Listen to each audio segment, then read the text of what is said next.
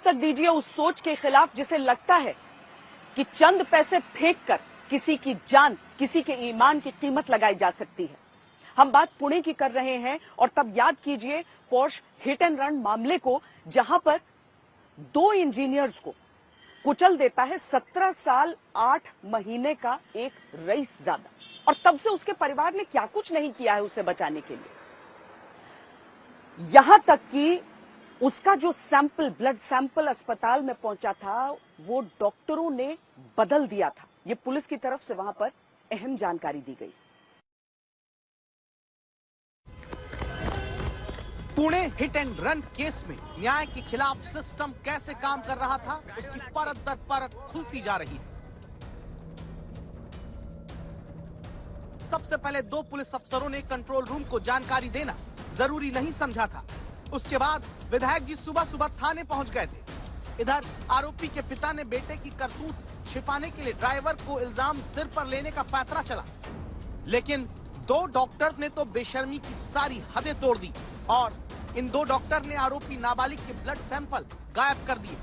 यानी पुणे में एक अमीरजादे ने पहले नशे में धुत होकर 2 बेकसूर इंजीनियर को मारा और फिर सिस्टम ने इंसाफ को मारने की पूरी कोशिश की। ये साजिश कैसे नाकाम हुई, उसकी कहानी जानने से पहले ये सीसीटीवी तस्वीर देखिए, जिसमें आरोपी नाबालिग पब के बाहर अपने दोस्तों के साथ दिखता है। इसमें कुछ लड़कियां भी हैं और कुछ लड़के भी, जो 18 मई को शाम 6 बजे पार्टी करने के लिए पब पहुंचे।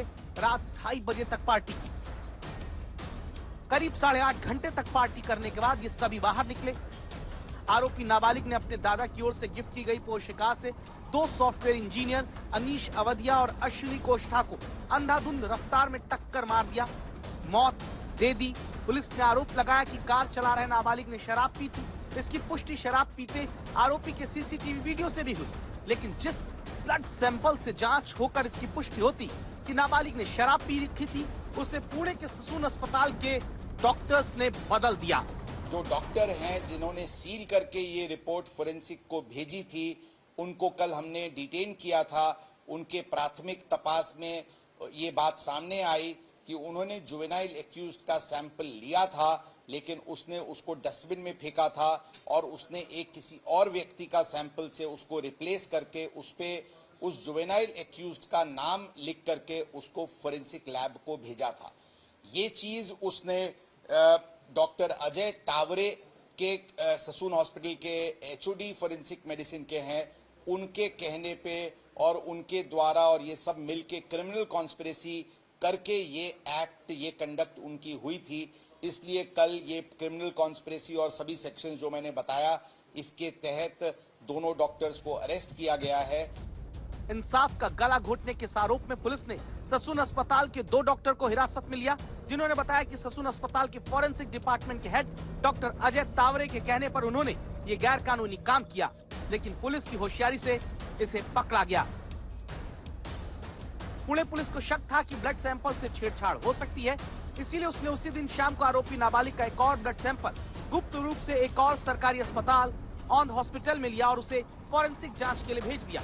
पुलिस ने नाबालिग के पिता का डीएनए सैंपल भी साथ भेजा और जब उन्हें मैच किया तो ससून अस्पताल का सैंपल किसी और शख्स का निकला, जबकि औंध अस्पताल में लिया गया सैंपल पिता के डीएनए से मैच कर गया।